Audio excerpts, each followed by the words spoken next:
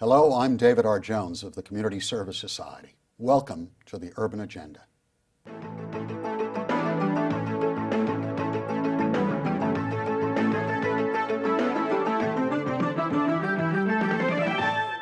On today's edition of the Urban Agenda, we're talking about the third annual CSS poll of 1,000 low-income New Yorkers. Joining us are Celinda Lake, the president of Lake Snell Perry and Associates, the prestigious research organization that conducts the CSS poll each year, and Lawrence Mandell, president and CEO of the United Way of New York City, our strategic partner for this important research. Welcome to you both. Thank you. Thank you. Celinda, tell us something about how this survey was conducted and how it works. Well, this is very exciting research, and in fact, I really want to commend CSS because I'm stunned as a national pollster that this kind of polling isn't done anywhere else in the country and isn't done nationally, which is really appalling because this is the unheard voice of America. This is a third survey, as you said, that we've done, and we surveyed 1,000 low-income New Yorkers. We also did a sample of all New Yorkers to compare their attitudes, and then each year we also oversampled to look at a particular issue that might be of interest. This time we looked at young African-American males who were unemployed. And we look at issues of what's your life experience, what's your attitudes about the city, what's your agenda for its elected officials. So what would happen? I'm sitting at home and I get a call, and what would happen? What would this be like? Well, most people really like to do polls. They're just afraid that they're not. They always say, well, I read about all these polls and nobody ever calls me. Well, here's your chance. But the biggest problem we have is convincing people that we really are polling them and not selling them something. Right. So we say right away, we're not selling. We're not going to ask you for any contribution. When we try to get a hold of you, we would call you 3 different times on 3 different days before we give you up on you, because we'd want to make sure that if you're a busy, hardworking New Yorker, we still have a chance of getting you. But people are actually quite willing to do polls, particularly when they're convinced that their opinions really are being solicited.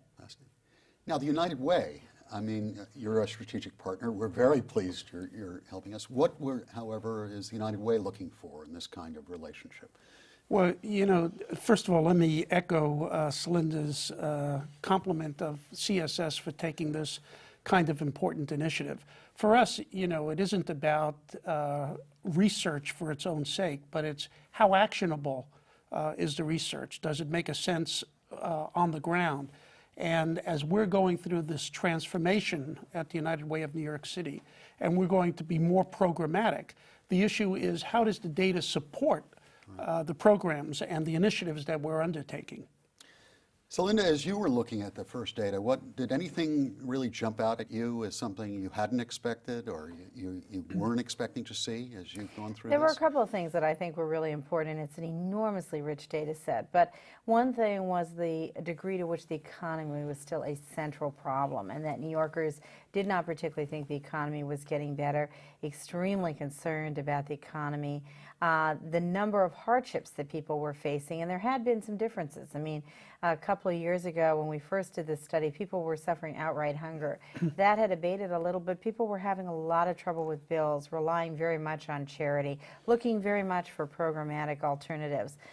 Secondly, it's always shocking to see how few benefits low-wage workers get, and the fact that well over half of the workers did not have basic sick leave, did not have basic benefits at the lowest wage. So that would basically mean if I'm working at a service thing like McDonald's or some other organization, that if my kid got sick or I got sick, I'd have to lose that day's pay. That's right, lose the pay. And also what was interesting was the degree to which there's really consensus on changing some of these things. There was broad-based consensus, even with the wealthiest in New York, that people should have paid sick leave, that anybody who works should have paid sick leave. There was broad-based consensus that the schools should be improved and that we should invest in the schools, even if it meant an increase in your taxes, and New Yorkers don't take tax increases lightly. So there was increasing the minimum wage. There were some areas having training as a #1 thing, job training and skill training that could be done. So there was a broad consensus that I think is a challenging agenda for the next elections in the city and in the state. Now, I know, Larry, the United Way is focusing on particularly hunger and food and the rest, and a lot of the data we've already gotten seems to indicate that you're on the right path in some of the work you're already doing. Well, I think what the data really demonstrates is that with just a little bit more money, how poor people have fewer hardships. And that really opens the door to be able to help people programmatically get more benefits. Right. In this city, there are 500,000 people in the course of a week that are getting meals from soup kitchens and food pantries, but 750,000 people eligible for food stamps not getting them. And your research really demonstrates that often they don't get it because they don't know that it's available to them or that they're eligible.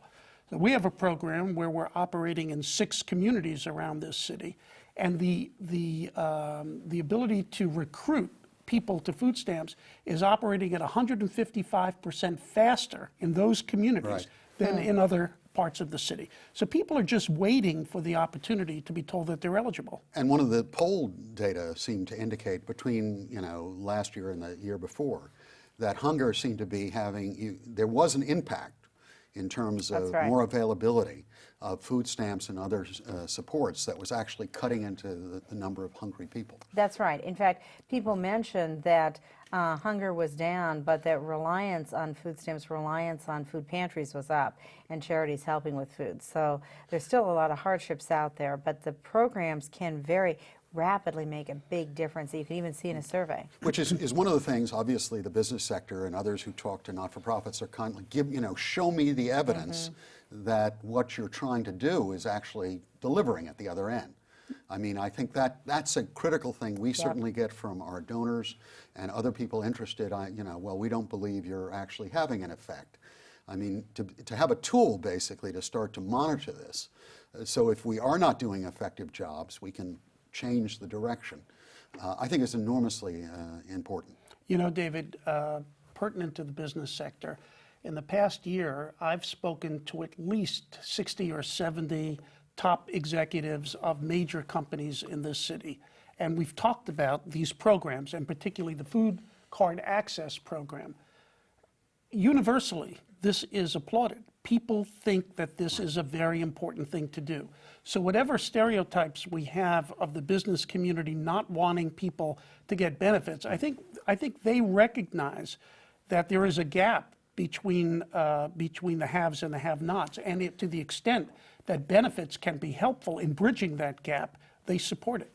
One of the things I've loved about it, and I started talking about it very early with my people, I'm in a sector where Community Service Society is 160 years old. We've been trying to serve the poor during that entire time. I know, literally dozens of other critical agencies in the city of New York. I think we're one of the few sectors that is trying to represent people and not talking to them particularly. Right. And the ability to not make assumptions is something. I used to be youth service commissioner a long time ago, and we ran through a period, I served for about 3 years, where people came up with a multitude of different ideas of what would help young people. But it was all based upon their own experience. And I'm afraid I wasn't very young then, and I'm not. And there's a real danger that you start to impose your own judgment without ever verifying it. And I think this is a powerful tool, not only to reach out to prospective donors and policymakers, but to also for the sector itself that is trying to serve the poor, of really knowing what your constituents are thinking about. And I think that is sort of a maturation of this whole process, that we're not taking people as, oh, we'll give you whatever we feel like because we know what's best.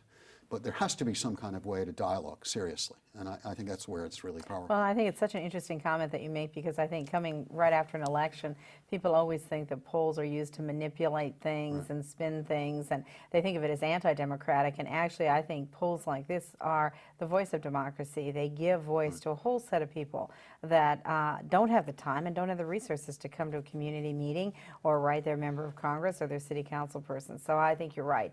This kind of polling really is a major component of democracy.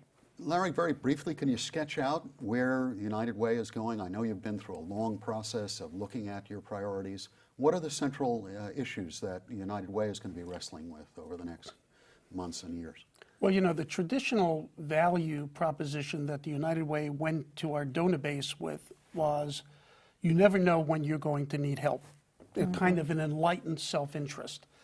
But as I've gone around this city over the last couple of years and spoken to the business community, what's clear to me is most of the executives of this city's business community will never use a United Way agency.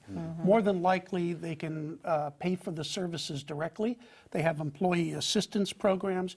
And what's becoming increasingly clear is that we are in business to bridge the people that have with those that don't.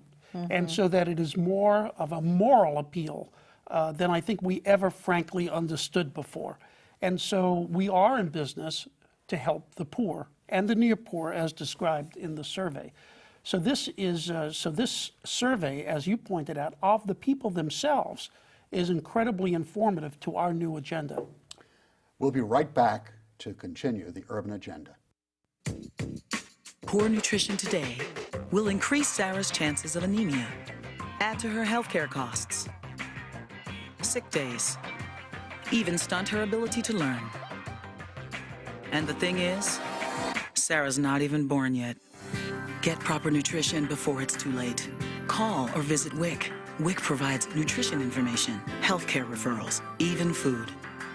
Your child has you, and you have WIC.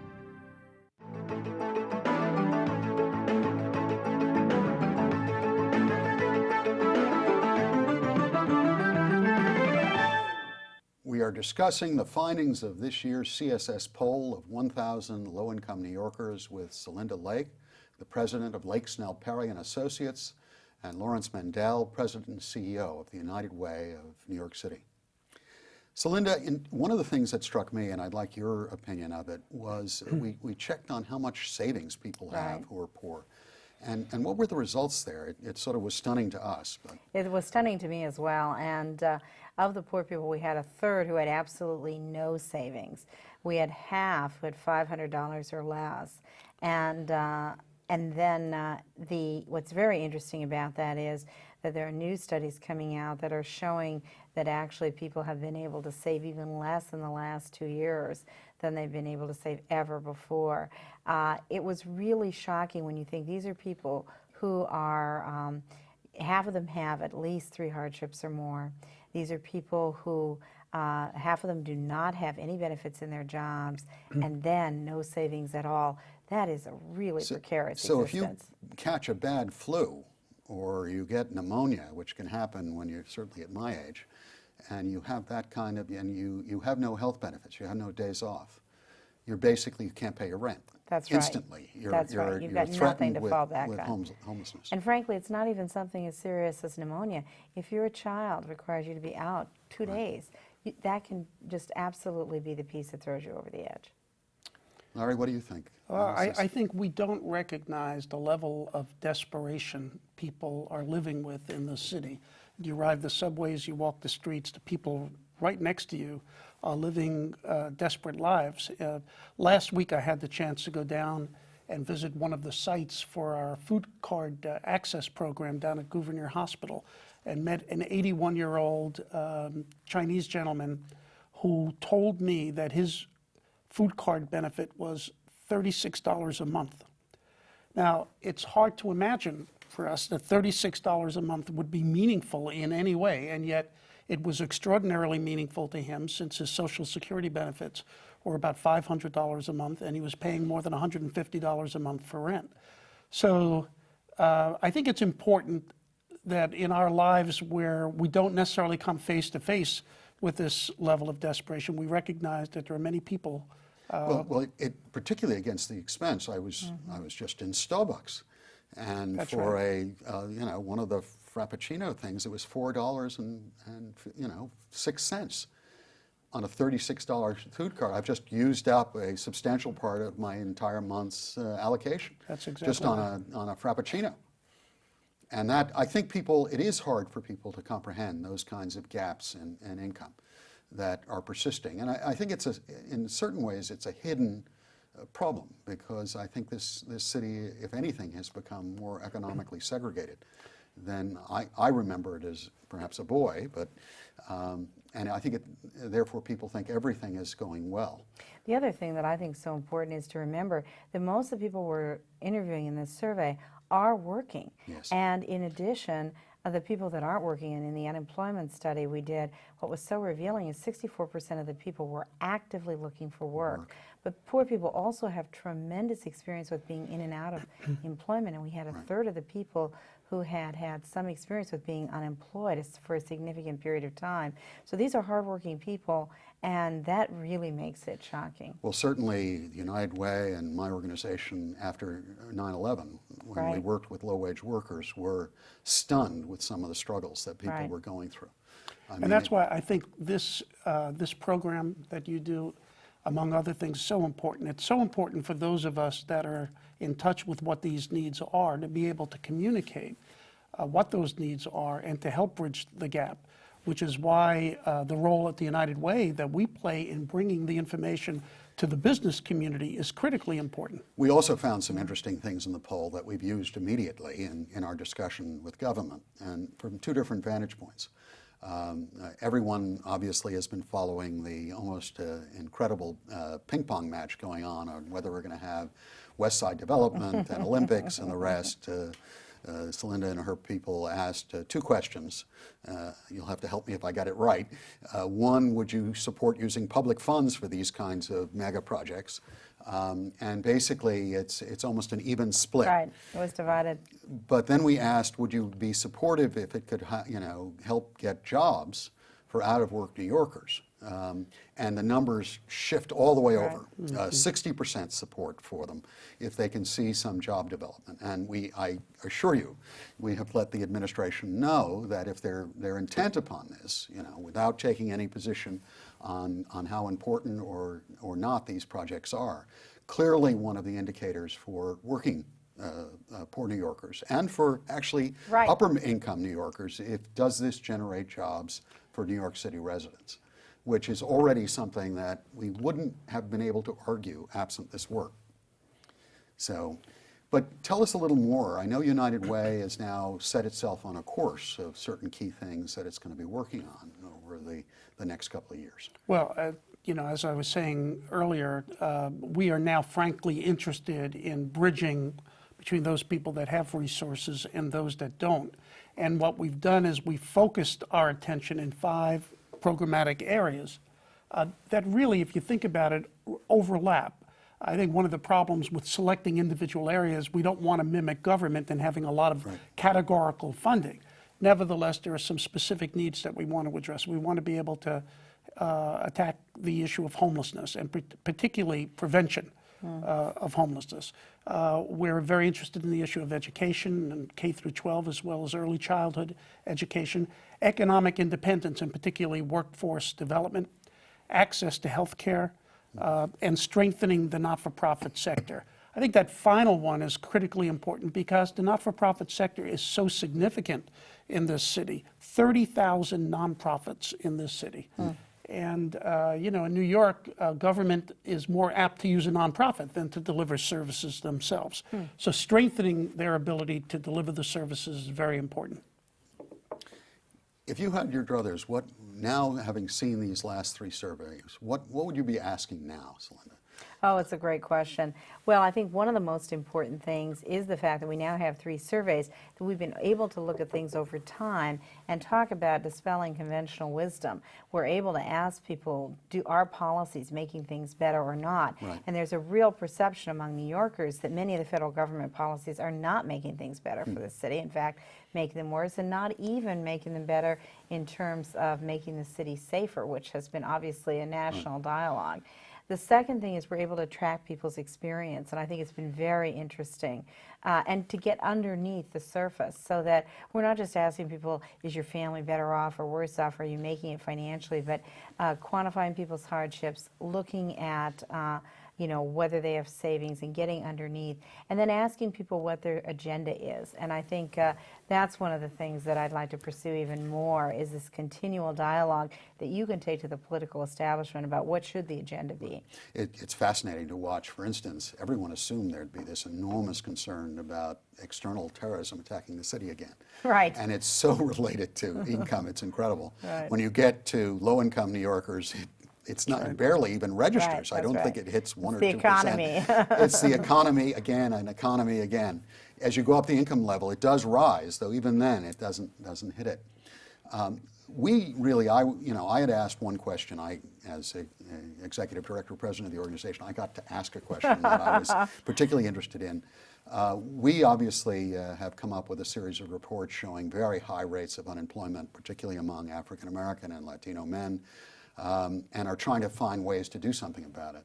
And clearly, that was one of the questions we asked with the building of new centers. Could this be a job creator?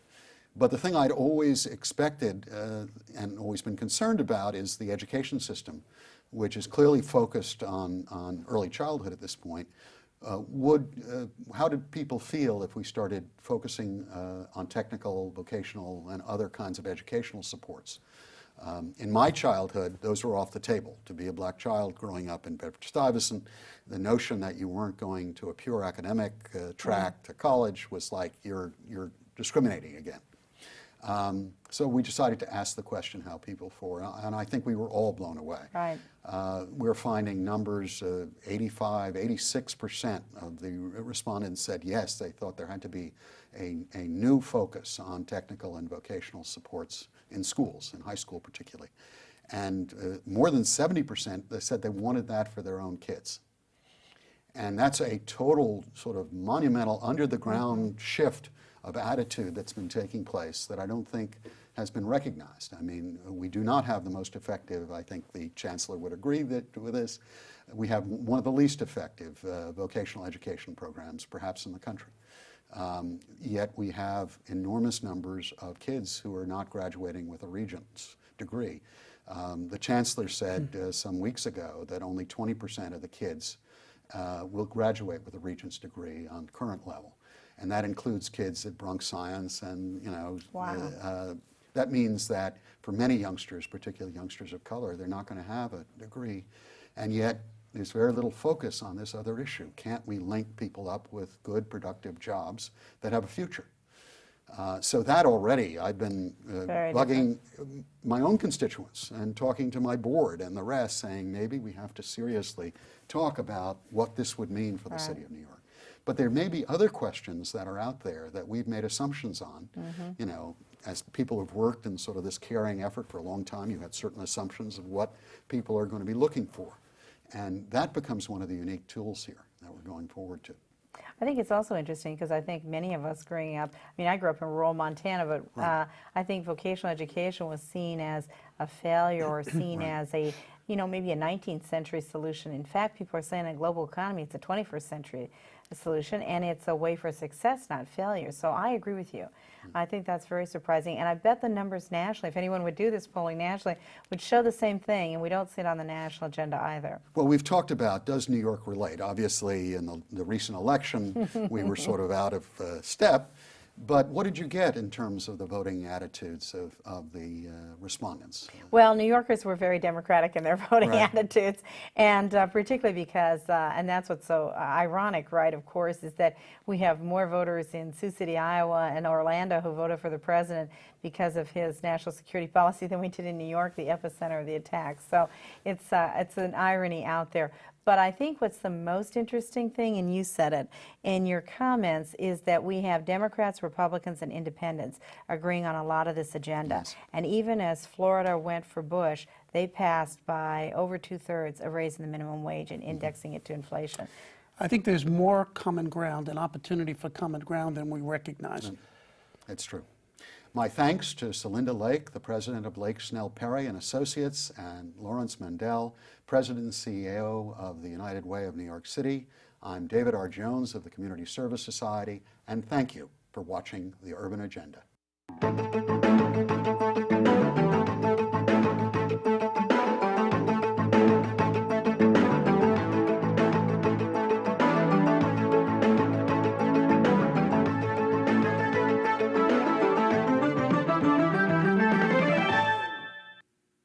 To learn more about the work of the Community Service Society of New York or to comment on the Urban Agenda, please contact us at 212-614-5425 and on the web at www.cssny.org.